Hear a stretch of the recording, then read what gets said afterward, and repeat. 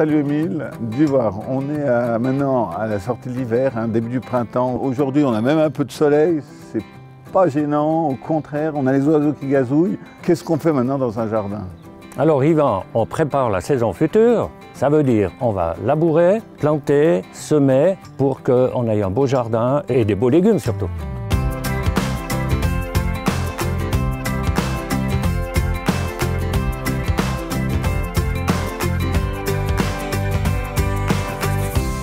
Émile, l'état des lieux du jardin là maintenant, ça donne quoi?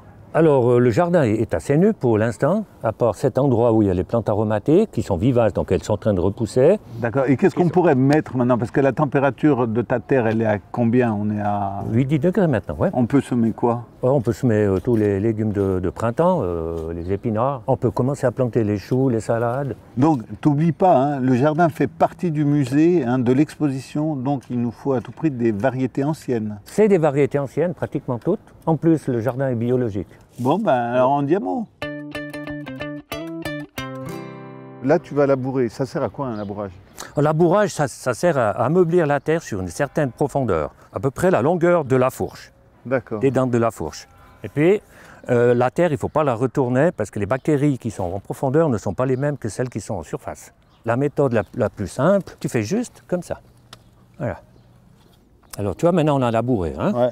Tu vois comme elle est tendre, la terre. Regarde, tu plantes tes doigts. Voilà. Alors, les racines, elles peuvent bien descendre comme ça. Puis, si tu creuses un petit peu, voilà, tu vois, regarde le beau ver de terre, là. Alors, lui, il vient chercher à manger en surface, qui est en décomposition. Et donc, puis, en fait, c'est ça salle à manger. En haut, c'est ça salle à manger. Voilà, et exactement. Puis après, chaque hyper roupillé en bas. Et puis, Voilà, exactement. Puis, on peut en trouver, je sais pas, on peut en trouver 2-3 000 au mètre carré.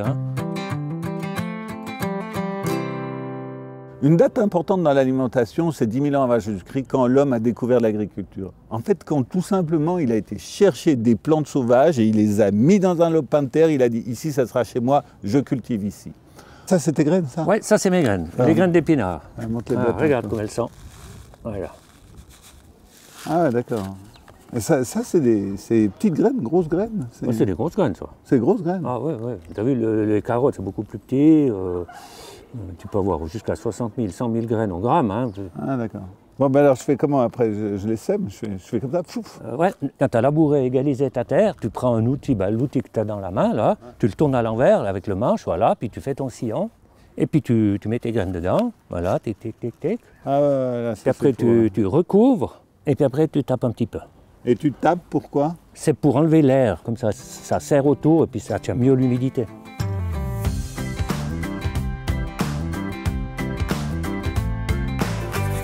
Il s'est passé quoi là? Ah ben là, tu vois, on a eu un mois de janvier, février très chaud. Donc les plantes, elles ont cru que c'était le printemps, donc la sève est montée. En 2 jours, c'est descendu à -10. Et puis c'est foutu? Non, c'est pas foutu, ça sera beau dans un mois.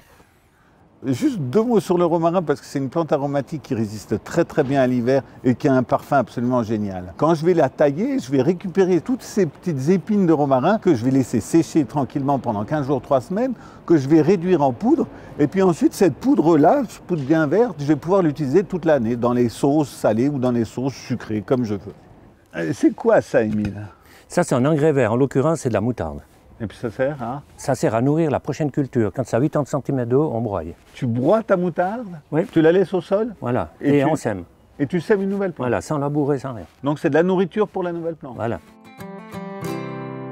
Nous, maintenant, ici, dans le jardin de l'alimentarium, on va inviter les plantes sauvages à venir s'installer. Mais pourquoi? Parce que tout simplement, il y a une grande partie des plantes sauvages qu'on peut manger. Puis je vais demander à Émile de replanter des variétés anciennes pour cuisiner des plats avec des goûts qu'on avait tout simplement oubliés. Dis-moi, tu as déjà de l'ortie dans ton jardin, toi? Dans tout jardin, on doit avoir des orties. Mais pourquoi? C'est une plante magique, on peut la manger, ça fait insecticide, fongicide, donc tu peux traiter ton jardin avec l'ortie. Donc toi, tu traites ton jardin avec des orties, puis moi, je peux la cuisiner puis la manger? Voilà, même crue. Quoi, tu peux manger une ortie crue? Oui. Chiche. Bon, j'essaye. Voilà, tu la plies en 4, hop, tu serres bien, et voilà. Tu veux goûter? Allez, vas-y. T'es sûr? Essaye. T'as bon goût, non? Merci Émile pour ce tour du jardin. C'était un grand plaisir de te recevoir. Et puis nous on se retrouve dans quelques semaines pour déjà les premières récoltes, non? Et dégustation. Et dégustation.